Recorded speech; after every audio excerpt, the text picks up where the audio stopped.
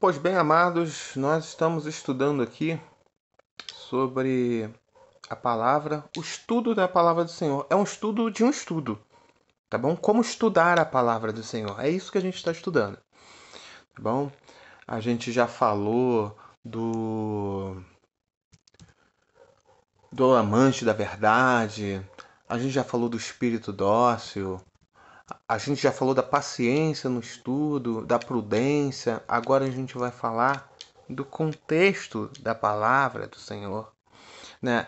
Nós já falamos da teoria histórico-crítica, né? Que, por um lado, você põe à prova aquilo que a gente julga que foi o homem que escreveu, mas procura a palavra do Senhor dentro das Escrituras, que foi o homem que escreveu, né? E tenta separar as duas coisas. É isso que a teoria histórico-crítica errou. Não que seja uma heresia, né? Mas ela pecou quando buscou separar o Deus que agia dentro de uma história através da sua palavra. A teoria histórico-crítica queria separar as duas coisas, tá bom? Do que era a palavra de Deus, do que era simplesmente escritura que te contava uma história. Por isso que chamava histórico-crítica, tá bom? Então agora a gente vai para os contextos. Seria o nosso item 3. Três contextos. Dá uma palhinha aqui sobre hermenêutica. Ele te contextualiza dentro da hermenêutica, tá bom? Em hermenêutica, desde Schleiermacher, é o nome alemão aqui, Schleiermacher, fala-se sobre o contexto, inclusive vários contextos. Sendo assim, é necessário que o leitor abarque vários contextos tratados. A seguir, descrevemos com base em Rabuski, 2007, e Osborne, 2009, o contexto do texto e o contexto do leitor. Dois contextos diferentes, tá? Um contexto do texto e um contexto do leitor. 3.1. Contexto do texto.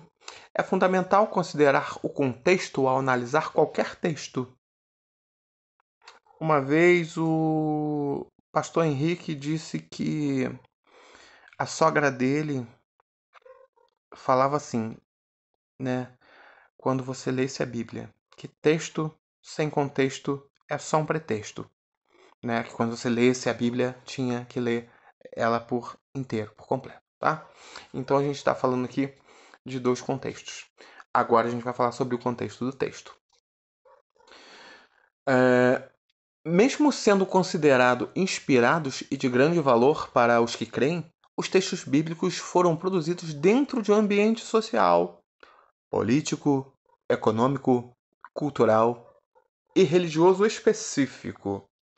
Portanto, é necessário reconhecer que as Sagradas Escrituras, em grande parte, refletem influências sociais. A literatura introdutória nos ajuda a compreender esse contexto, permitindo-nos entrar em contato, na medida do possível, com as realidades dos tempos em que foram escritos. Assim, percebe-se a relevância de obras aparentemente curiosas, como um estudo sobre técnicas agrícolas no plantio de trigo na época da Bíblia. Esse estudo oferece uma chave para a compreensão da parábola do semeador. Isso está em Marcos 4 até 9, que diz assim: que antes parecia um enigma, incentivando as pessoas a lerem não apenas parábolas em si, mas também alegoria dos terrenos a que segue. Também em Marcos 4, de 13 a 20. Diz assim: Eis que saiu o semeador a semear.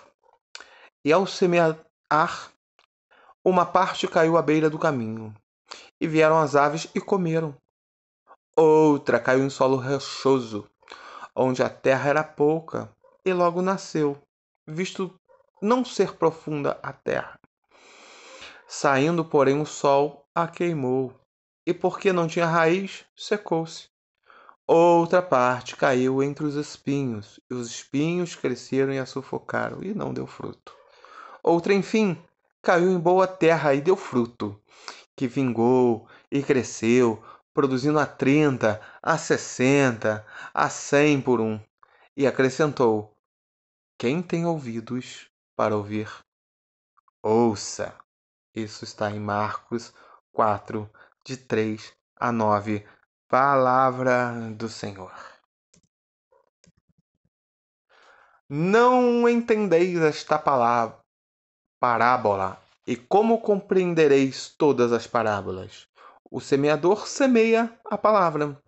São esses os da beira do caminho, onde a palavra é semeada, e quando a ouvem, logo vem Satanás e tira a palavra semeada neles. Semelhantemente, são estes os semeados em solo rochoso, os quais, ouvindo a palavra, logo a recebem com alegria. Mas aqueles que não têm raiz em si mesmos, sendo antes pouca duração, em lhes chegando a angústia ou a perseguição por causa da palavra, logo se escandalizam. Os outros, os semeados entre os espinhos, são os que ouvem a palavra, mas os cuidados do mundo, a fascinação da riqueza e as demais ambições concorrendo sufocam a palavra, ficando ela infrutífera. Os que foram semeados em boa terra são aqueles que ouvem a palavra e a recebem, frutificando a 30, a 60 e a 100 por um. Isso está em Marcos 4, de 13 a 20. Atualmente, há uma vasta literatura que incorpora todos os aspectos da realidade dos tempos bíblicos, proporcionando um entendimento seguro dos processos sociais, políticos, econômicos e culturais das diferentes épocas da história bíblica. De outro modo, é importante identificar o contexto em que os textos bíblicos foram produzidos. Osborne, em 2009, menciona que ao começar um estudo bíblico, é necessário observar o contexto histórico e o contexto lógico, os quais descrevemos em seguida, conforme o autor. O contexto histórico, irmão, 3.1.1. Osborne, 2009, indica que as diversas fontes que ajudam na compreensão dos antecedentes históricos vinculados a determinadas ênfases do texto, tais como as introduções aos livros presentes nos bons comentários bíblicos, abre parênteses, uma das melhores fontes, fecha parênteses, introduções ao Novo e Antigo Testamento, dicionários e enciclopédias, livros que tratam dos usos e costumes e da cultura do período bíblico. Embora dados escolhidos dessas fontes não sejam verdades definidas, mencionam como um traçado de uma planta do edifício de interpretação. O autor aponta alguns aspectos que devem ser lançados em consideração, como segue.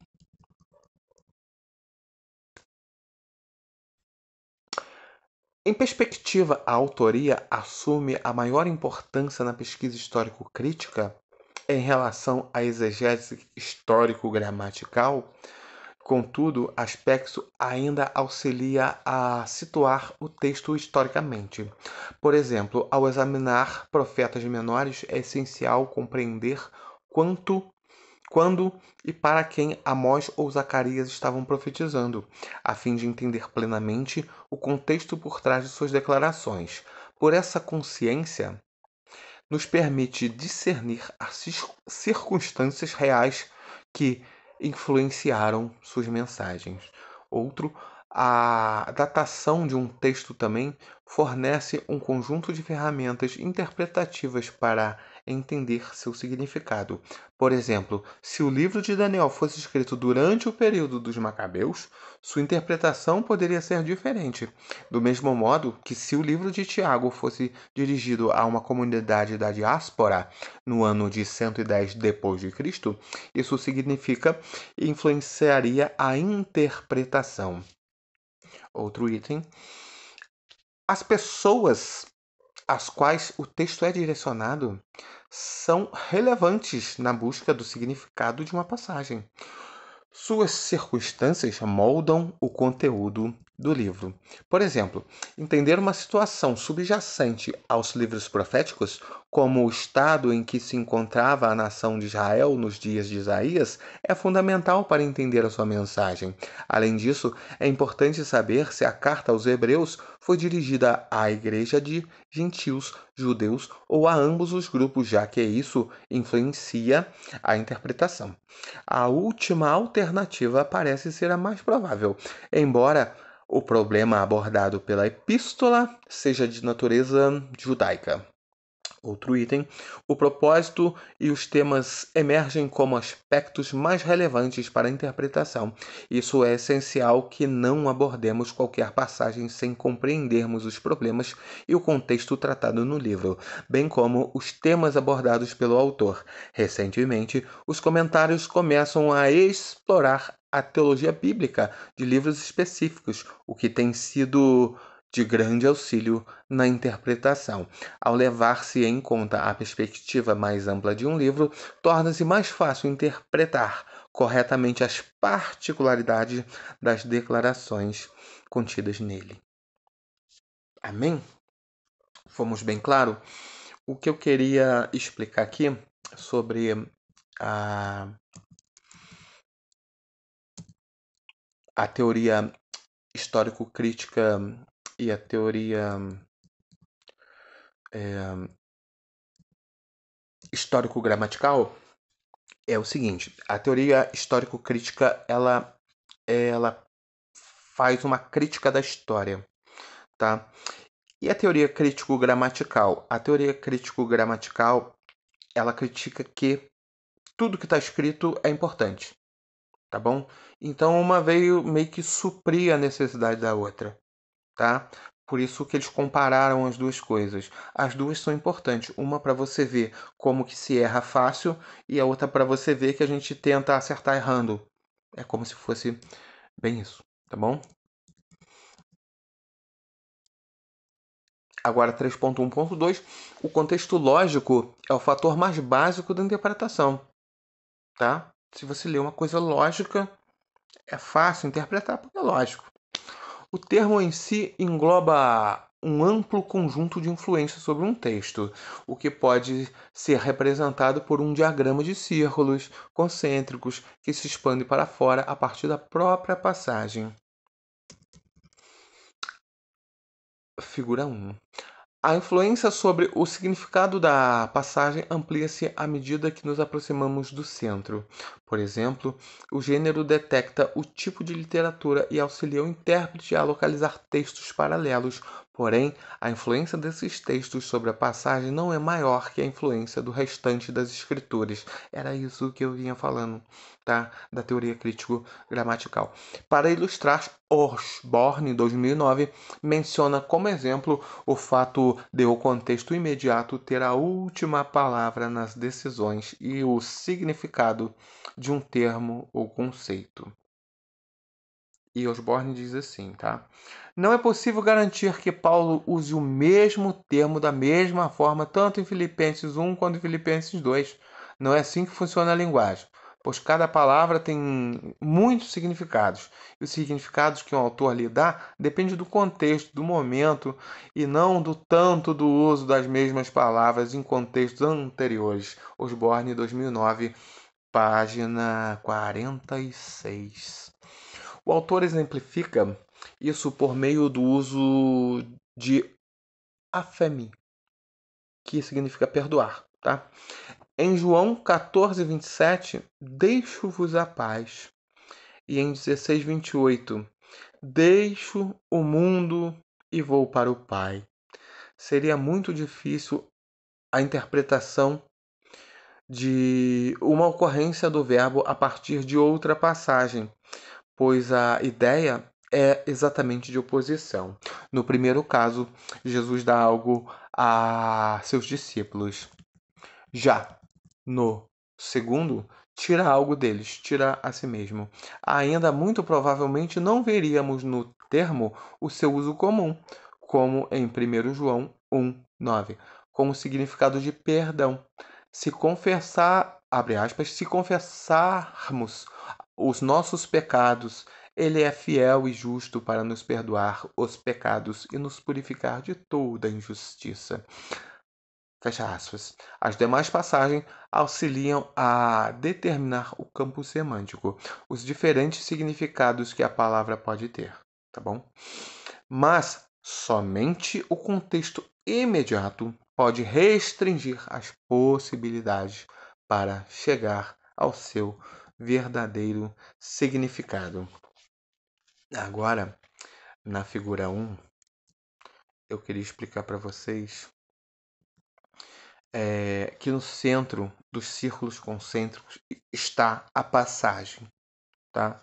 Que é o estudo vocabular gramatical, semiotaxis, tá bom? É o estudo da palavra escrita em si, tá bom? Você lê o livro, é o estudo vocabular gramatical.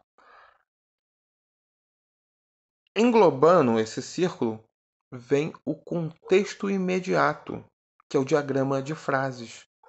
É como aquelas frases estão escritas. Lembra ali, João, opondo as ideias? Tá bom? É o contexto imediato. Depois, um círculo maior, vem a seção principal, que é o fluxo da narrativa. Tá bom? Ele disse isso para dar a entender uma certa ilustração. E depois vem o círculo maior, onde está o livro, propósito, esboço, gráficos horizontais.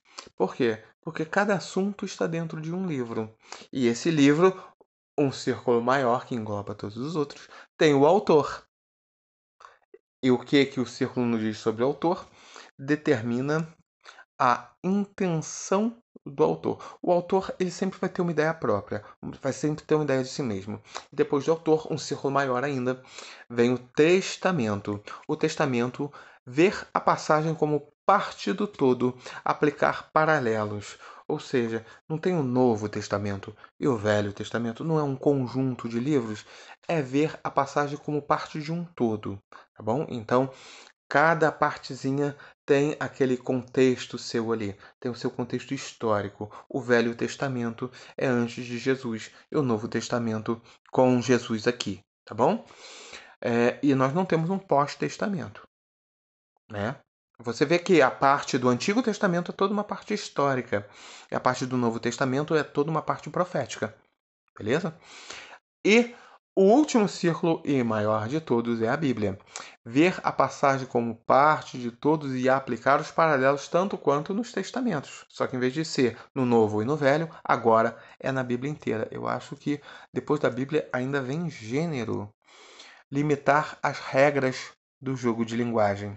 Ou seja, você pode ter a Bíblia no grego, você pode ter a Bíblia no aramaico, você pode ter a Bíblia no alemão, você pode ter a Bíblia em português, você pode ter a Bíblia em latim, você pode ter a Bíblia nas regras de linguagem mais variáveis do mundo inteiro. Tá bom? É isso aí. Agora vamos partir para o contexto do leitor, porque lembra que eu estava falando de vários contextos? Então vamos falar do contexto do leitor, tá? Estou procurando aqui aonde que tá, se já está há muito tempo, por isso que eu parei aqui, 18 minutos. O contexto do leitor. Embora fundamental a análise do contexto bíblico, não é suficiente, sendo necessário considerar também o contexto do leitor contemporâneo. Quem está interpretando o texto bíblico é seu ambiente atual. Não adianta eu trazer lá uma passagem do Velho Testamento para o meu contexto de 2024, tá bom? Então nós temos que compreender no seu ambiente atual, no ambiente que ele foi escrito lá. Tá? Assim como compreender o contexto bíblico é fundamental, o leitor também deve ter consciência do contexto atual, incluindo suas dimensões sociais, políticas, econômicas e culturais. É fundamental reconhecer que cada leitor traz consigo um conjunto de pré-conhecimentos. Lembra que eu estava falando que algumas coisas têm que ser aprofundadas pelo tio Ciro? Então é isso, pré-conhecimentos. Crenças e ideais moldados pela sua herança e pela sua comunidade a que pertence. Geralmente, Não lemos a Bíblia em busca de verdade pura, mas às vezes tentamos ajustá-la ao nosso sistema de crença e interpretá-la à luz das nossas convicções teológicas pré-existentes. Todavia, Todavia, isso não é necessariamente negativo. Nosso pré-conhecimento serve como ferramenta útil e nos ajuda a construir significados a partir do que lemos. Neste sentido, tornamos, todos nos tornamos intérpretes do tipo resposta do leitor. No entanto, existe o risco de que os nossos pré-conhecimentos se transformem em pré-conceitos, impondo. Eu sabia que ia aparecer essa palavra. Ah,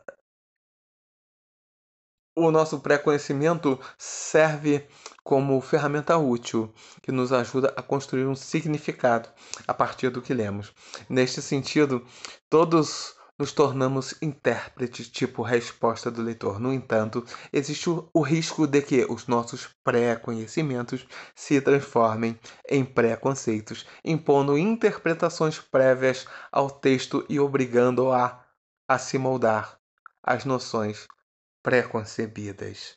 Às vezes, irmão, você tem um pré-conhecimento que você sempre achou que funcionasse assim, mas quando você lê na Bíblia, ué, eu achava que estava escrito assim.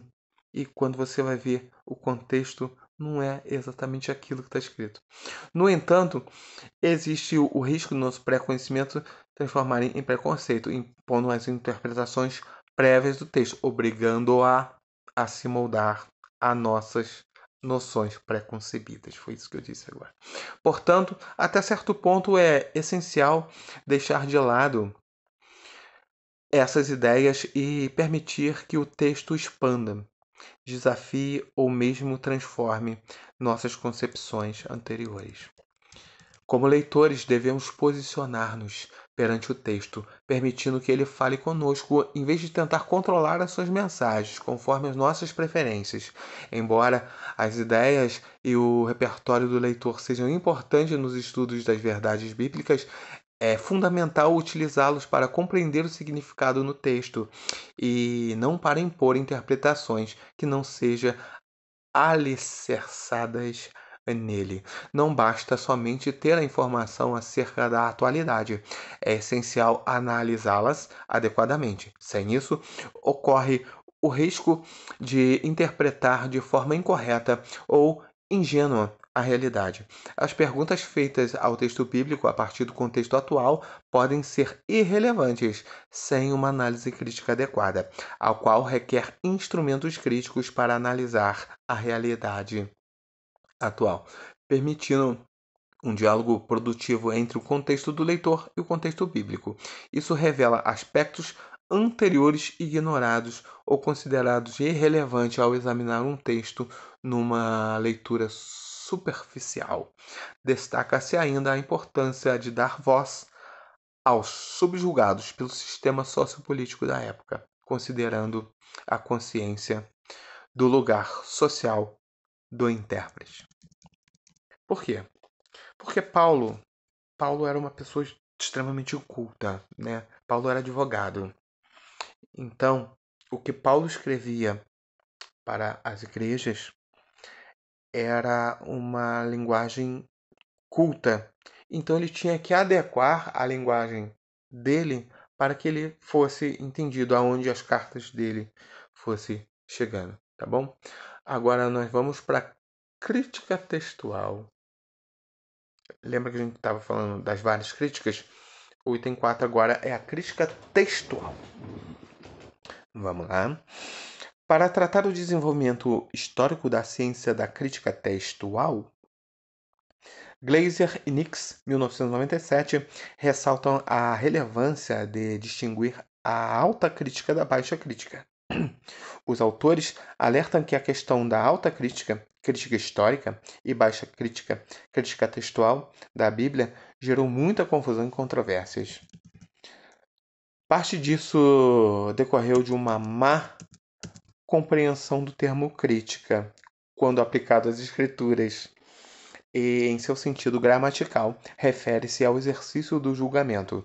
Na Bíblia, esse termo é usado para o julgamento das próprias Escrituras. Entretanto, existem dois tipos básicos de crítica, cada um com duas atitudes básicas associadas. Discorremos com base nos autores sobre as definições de baixa e alta crítica.